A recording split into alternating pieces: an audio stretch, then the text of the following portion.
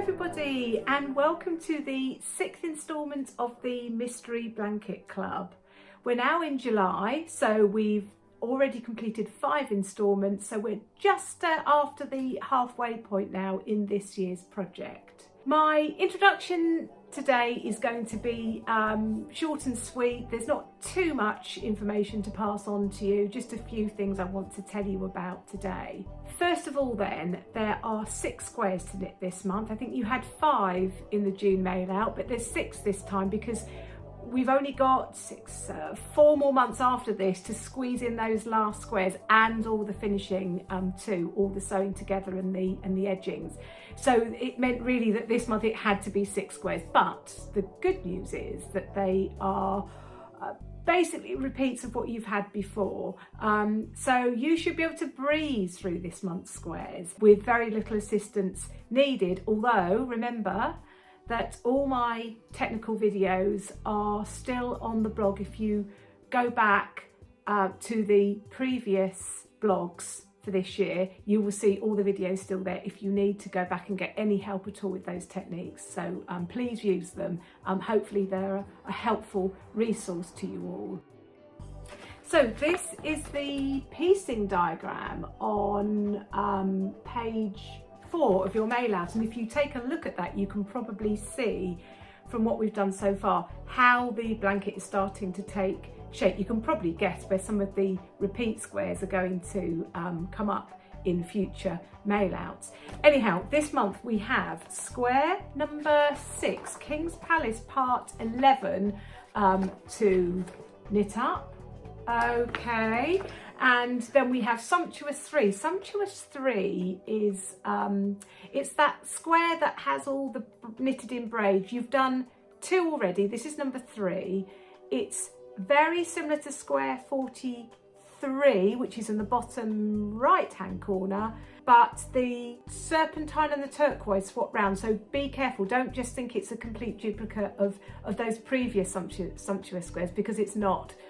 Hence it's called number 3. Following on from that, we have Lady Zubida return. So she comes back again, and this is for her final visit for the return square.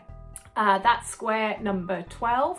Square number 13 is Magic Carpet 2. This is a duplicate of a previous square that you've had for Magic Carpet.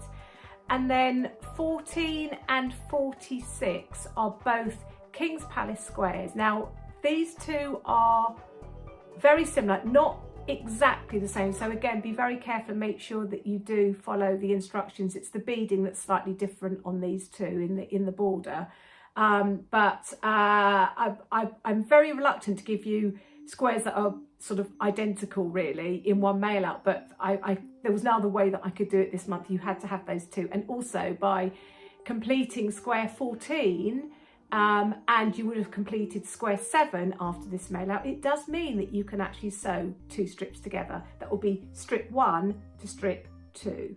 Now, if you haven't been picking up your stitches to knit on the next square, you will then need to sew together your squares into strips before you piece them together.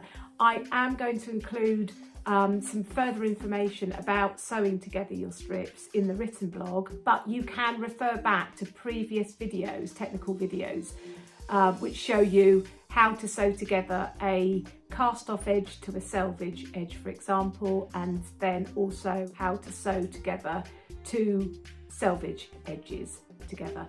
That's mattress stitch, and you can find those videos in the previous blogs to help you.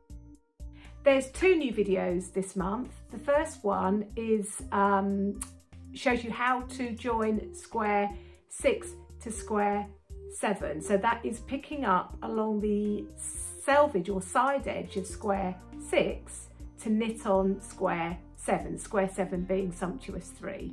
Second video this month is one which shows you how to join by a 3 needle bind off square 13 to 14. So all the instructions are in the mail out, in the pattern instructions, but the video will just be an extra assistance for you, extra help for you if you feel that you need some extra guidance for that technique.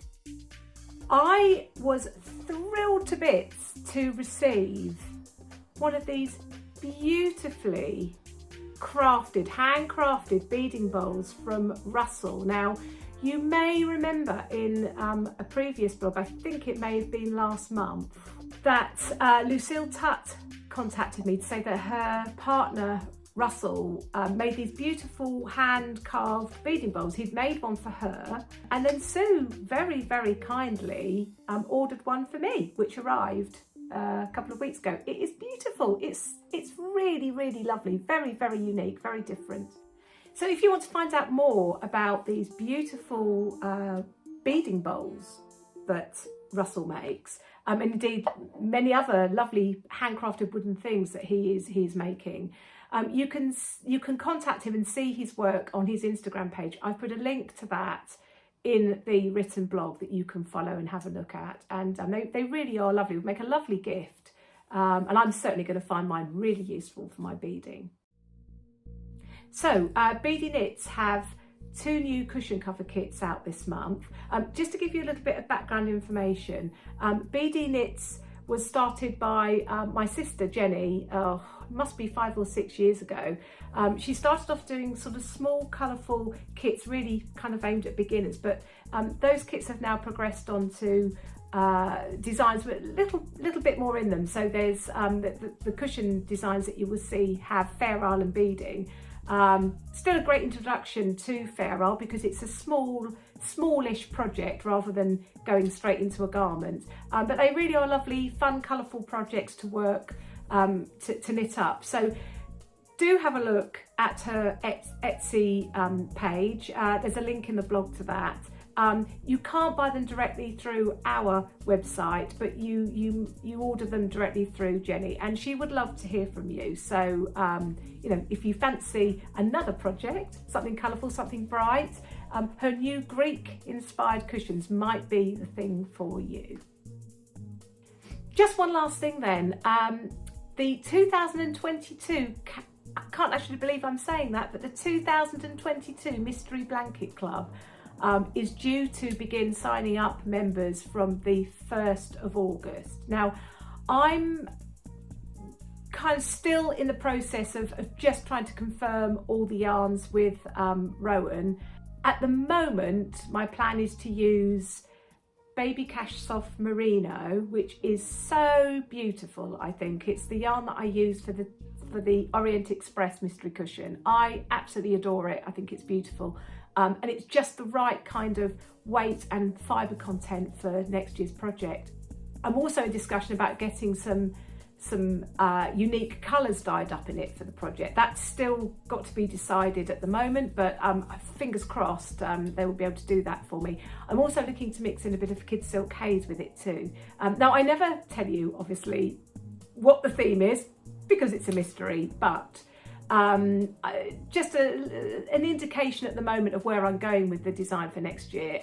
It's very elegant, it's very sophisticated.